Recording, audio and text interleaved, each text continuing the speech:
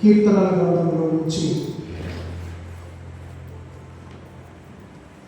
43వ కీర్తన చదువుకుందాం.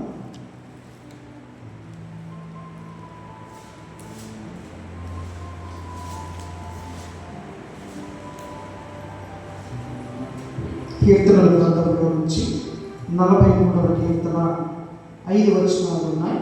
ఒక వచనం నేను, ఒక వచనం మీరు చొప్పున చదువుకుందాం. దేవా, నాకు న్యాయం తీర్చుము, భక్తి లేని జనులతో నా పక్షుల రాజ్యం ఆడు. కపటము కలిగి దౌర్జన్యం చేయు వారి చేతిలో నుండి నీవు నన్ను విడిపించుడు.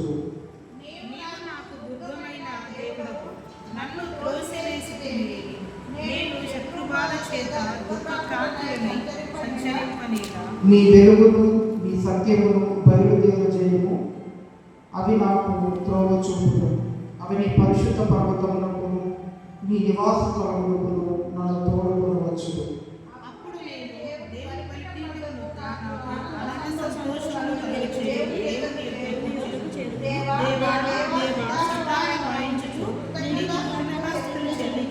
నా ప్రాణమా, నీవే కృంగి ఉన్నావు, నాలో నీవే తొందరపడుచున్నావు. దేవుని యందు నిరీక్షణ ఉంచుము, ఆయన నా రక్షణకర్త, నా దేవుడు, ఇంకను నేను ఆయనను స్తుతించెదను. దేవుడి మాటలు దీవించుగాక. ఇక్కడ మొదటి మాటలో మనం చూసినప్పుడు దేవుడు ఆయన సహాయం చేసేటువంటి దేవుడు అనే విషయాన్ని మనం ఇక్కడ అర్థము చేసుకోవాలి. దేవా, నాకు న్యాయం తీర్చుము, భక్తి లేని జనులతో నా పక్షముల రాజ్యము ఆడు. కపటము కలిగి దౌర్జన్యం చేయు వారి చేతుల నుండి నీవు నన్ను విడిపించుము. ఆయన విమోచించేటువంటి దేవుడు, ఆయన విడిపించేటువంటి దేవుడు. చాలాసార్లు మరి ప్రవీణ్ పగడాల గారు ముందు చెందిన తర్వాత మరి చాలామంది కామెంట్ విధులు పెడతా ఉన్నారు కదా. మరి నారాజు అని చెప్పేసి ఆయన వాక్యం చెప్పాడు కదా. మరి ఆయన రాజు, ఆయన విడిపించలేకపోయాడు కదా, ఆయన దేవుడు ఆయన కాపాడలేకపోయాడు కదా. మరి ముందుగానే ఆయనకు ప్రకటించలేదా, నువ్వు ఈ ప్రయాణంలో ప్రమాదం ఉంది, శత్రువు చిక్కుతావు, చంపబడతావు, ఇవేవి కూడా మరి ఆయన రాజు ఆయన ఇవ్వలేదా, ఆయన దేవుడు ఆయన్ని కాపాడలేదా, తప్పించలేదా అని చెప్పి మరి చాలా కామెంట్లు మనము చూస్తాం. సరే, దేవుడు ఆయన విడిపించేటువంటి దేవుడే, ఆయన విమోచన కర్త అయినటువంటి దేవుడే. లోకంలో ఆయన మనల్ని పాపముల నుంచి విడిపించడానికి, మన శాపముల నుంచి విడిపించడానికి, మన పాపాలను బట్టి మనం కొని తెచ్చుకున్నట్టు బట్టి ఆ మరణము, నిత్య నరకం నుండి ఆయన మనల్ని విడిపించడానికి లోకానికి దిగి వచ్చినటువంటి మాట వాస్తవం. ఆయన తన ప్రాణాలను ఆయన పణంగా పెట్టి ఆయన రక్తాన్ని మన కొరకు చిందించి మరి పాపము నుండి, శాపము నుండి, అలాగే మరణం నుండి, మరణం వల్ల మరణం తర్వాత ఉండబోయేటువంటి ఆ నిత్య నాశనం నుండి, నిత్య నరకము నుండి ఆయన తన రక్తం ద్వారా మనం విమోచించినటువంటి సంగతి వాస్తవం. కానీ దేవుడు ఆయన తన వాక్యంలో ఏనాడో చెప్పాడు, ఈ లోకం నన్ను ద్వేషిస్తుంది కాబట్టి మిమ్మల్ని కూడా ద్వేషిస్తుంది అని చెప్పేసి. కాబట్టి మిమ్మల్ని చంపు ప్రతివాడు కూడా మరి అదేదో దేవుని సేవ చేసినట్లుగా వాళ్ళు అనుకుంటారనే విషయాన్ని కూడా యేసుప్రభు ముందుగా ఆయన చెప్పారు. కాబట్టి చాలాసార్లు మరి చాలా యూట్యూబ్ ఛానల్ ఏమేమి చేస్తున్నారంటే దేవుడు విడిపించలేకపోయాడు కదా, తప్పించలేకపోయాడు కదా అని చెప్పేసి. నిజాన్ని ఆయన విమోచన కర్తదే. ఆయన నీ పాపాల నుంచి, శాపము నుండి, నీ అపరాధముల నుంచి, నీ పాపముల బట్టి నువ్వు కొని తెచ్చుకున్నటువంటి ఆ మరణం నుండి, నిత్య నాశనం నుండి ఆయన విడిపించేటువంటి దేవుడు. ఆయన విశ్వాసం ఇచ్చిన వారు ఎవరైనా సరే వారికి విమోచనకర్తగా ఉండి వారిని విడిపించేటువంటి దేవుడు కనుక ఆ ప్రభువు మన కృతజ్ఞతాస్తుతులు మనము చెల్లించాలి.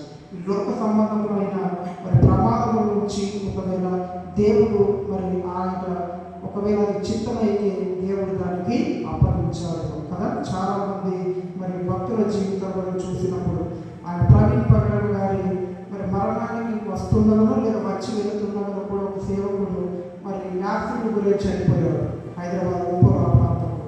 కాబట్టి దేవుడు తప్పించలేకపోయాడు, విడిపించలేకపోయాడు అంటే అది ఆయన చిత్తం. ఆయన తప్పించుటకు సమర్థుడు, ఆయన విడిపించుటకు సమర్థుడు. కానీ కొన్నిసార్లు ఒకవేళ అది ఆయన చిత్తమేమో, అందుకే దేవుడు ఆ ప్రమాదాలలో వారిని అప్పగించాడు. కాబట్టి ఆ దేవుడు మరి లోకంలో ఉన్న మనుషులు అంత మాత్రాన ఆయన సామర్థ్యం లేని వాడేమి కాదు. ఆయన మరి విషయాలు కూడా జ్ఞాపకము చేసుకోవాలి. తర్వాత రెండవదిగా, నీవు నాకు దుఃఖమైన దేవుడవు, నన్ను తోసివేసినవేమి, నేను శత్రు బాధ చేయని దుఃఖాక్రాంతుడై సంచరించ నేలా అనేటువంటి మాట. రెండవదిగా, ఆయన మనలో బలపరచు దేవుడు అనే విషయాన్ని మనం ఇక్కడ జ్ఞాపకము చేసుకోవాలి.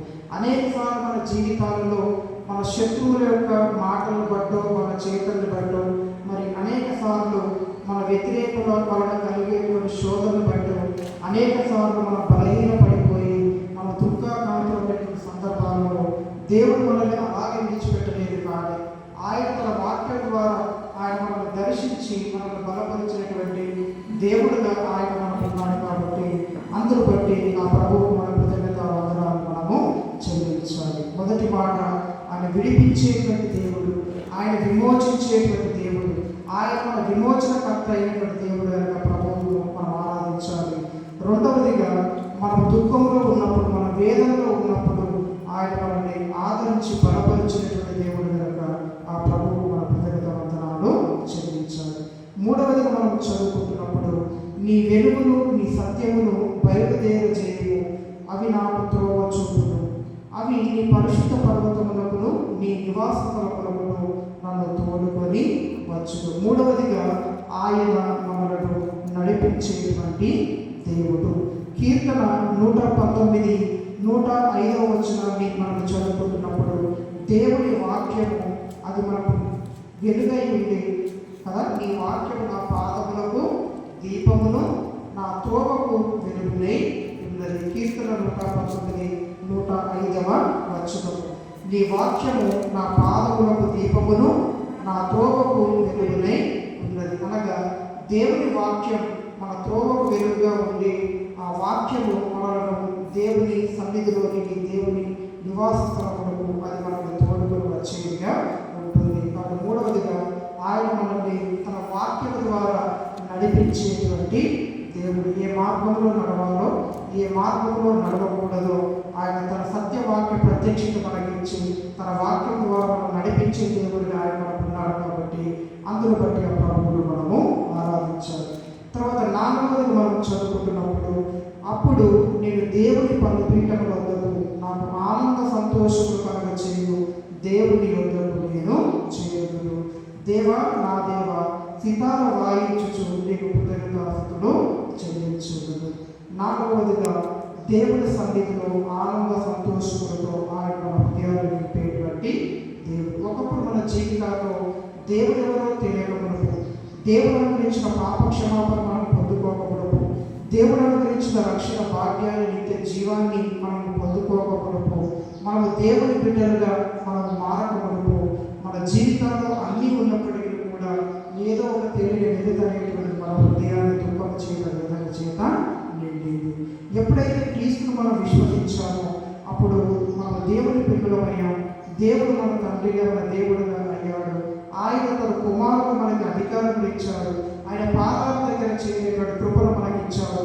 ఆయనతో సహవాసాన్ని మనకిచ్చాడు.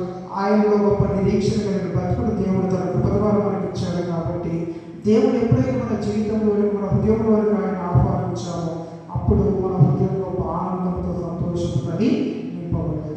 దేవుడు లేని హృదయం, ఈ లోకంలో అన్నీ ఉన్నా ఒకవేళ దేవుడు మన జీవితంలో లేకపోతే అన్నీ సున్నాలే. కాబట్టి దేవుడు తన కృప ద్వారా ఆయన మన జీవితంలోకి వచ్చాడు. ఆయన మనల్ని తన కుమారుడుగా స్వీకరించాడు. ఆయన సన్నిధిలోనికి మనకు చేర్చుకున్నాడు. ఆయనతో సహవాసాన్ని ఇచ్చాడు. యుగయుగంలో పరలోకంలో ఆయనతో పాటుగా జీవించే గొప్ప ధైర్యకరమైన జీవితాన్ని ఆయన మనకు ఇచ్చాడు. గొప్ప ఆనంద సంతోషం చేయడం మన హృదయాన్ని నింపి ఉన్నాడు. కాబట్టి అందరూ బట్టి ఆ ప్రభువుకు మనకు తిరుగుదలను మనము చెల్లించాలి. ఇది నాలుగవ కారణం. తర్వాత చివరిగా 5వ కారణాన్ని మనం చదువుకుంటున్నప్పుడు, నా ప్రాణమా నీవేలకు చేయగా తొందరపడుచున్నావు. దేవుని యందు నిరీక్షణ ఉంచుము. ఆయన నా రక్షణకర్త, నా దేవుడు, ఇంకను నేను ఆయనను స్తుతించెదను అనేటువంటి మాట. కాబట్టి చనిపోయిన మన వారిని గురించి, ఒకవేళ మరి చనిపోయినటువంటి మన సోదరుడైనటువంటి మరి ప్రవీణ్ పగడాల ఆయన చనిపోయినప్పుడు చాలామంది దుఃఖించారు, చాలామంది నిరాశ చెందారు, చాలామంది కృంగిపోయారు, మనసులన్నీ కూడా మరి కలవరంతో నింపబడ్డారు. అయితే దేవుడు మనకు ఒక నిరీక్షణ ఇచ్చారు. దేవుడు మనకు ఒక నిరీక్షణ ఇచ్చారు. చనిపోయిన వారందరూ కూడా తిరిగి లేపబడతారని, ఈ లోకాన్ని విడిచిపెట్టిన వారందరూ కూడా మరి వారు భక్తుల చేతులకు తీసుకొని పోబడుతూ ఉంటున్నారు. కాబట్టి దేవుని యందు విశ్వాసం ఉంచిన వారందరూ కూడా, క్రీస్తులో తమ యాత్రను ముగించిన వారందరూ కూడా దేవుని రాకడలో ఎత్తబడతారని, వారందరూ కూడా పునరుద్ధానం చెందుతారని, మహిమా శరీరాలు ధరించుకుంటారని, వారందరితో పాటు మనం కూడా దేవుడి రాజ్యంలోకి మనము చేరుకోబోతూ ఉంటున్నాం. కాబట్టి మరి ప్రవీణ్ కుమార్ గారు మరి దేవుడు తనకు అప్పగించిన మరి ఆ పనినంతటి కూడా ఆయన సంపూర్ణం చేసుకొని తన యాత్రను ముగించుకొని ప్రభు సన్నిధిలో అడుగు పెట్టాడు. ఒకనొక రోజున మనం కూడా ఈ లోక యాత్ర ముగించుకొని మరి మనం కూడా ప్రభు దగ్గరికి వెళ్ళిపోబోతూ ఉంటున్నాం. ఆయన మరలా మనం అందరం కూడా మనము తిరిగి కలుసుకోబోతున్నాం. ఆయన మనం ఎలాగైతే ఈ భూమి మీద ఉండగా మనం ఆయన్ని చూస్తాము, పరలోకంలో కూడా ఆయన మరలా కలుసుకోబోతున్నాం. ఆయన ప్రభు సన్నిధిలో మరలా మనము చూడబోతున్నాం.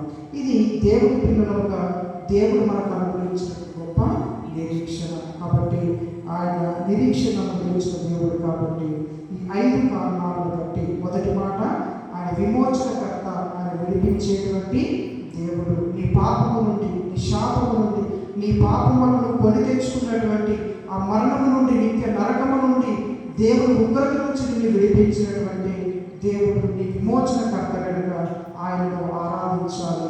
అలాగే రెండవదిగా నీ శత్రువుల బాధల చేతను కృంగి ఉన్నప్పుడు, నువ్వు దుఃఖాక్రాంతులమై ఉన్నప్పుడు దేవుడు నిన్ను ఒంటరిగా విడిచిపెట్టకుండా తన వాక్యం ద్వారా నిన్ను దర్శించి ఆదరించి బలపరచని దేవుడు కనుక నువ్వు దేవుని ఆరాధించాలి. మూడవదిగా తన వాక్యం ద్వారా నిన్ను నడిపించేటువంటి దేవుడు. నువ్వు కృంగిన దేవుడు ఏ స్థితిలో నువ్వు పడిపోయిన సందర్భాల్లో, ఆయన దుఃఖంలో ఉన్న సమయాల్లో దేవుడు తన వాక్యం ద్వారా డైరెక్షన్ ఇచ్చి ఆయన నడిపించినటువంటి దేవుడు. అలాగే నాలుగవదిగా గొప్ప రక్షణ ఆనందంతో సంతోషిస్తున్న హృదయాన్ని నింపినటువంటి దేవుడు. ఐదవదిగా గొప్ప నిరీక్షణ కలిగిన జీవితాన్ని తన కుటుంబాలను అనుగ్రహించినటువంటి దేవుడి గారికి 5 కారణాలను బట్టి ప్రభు కృతజ్ఞత వందనాలు చెల్లించి ఆయన నామాన్ని స్తుతించి ఆరాధించి గణపరచున్న దేవుడి మాటలు దీవించినగాక. ఒకరి తర్వాత ఒకరు కొద్ది మాటలతో ప్రభువును ఆరాధించి గణపరచుదాము.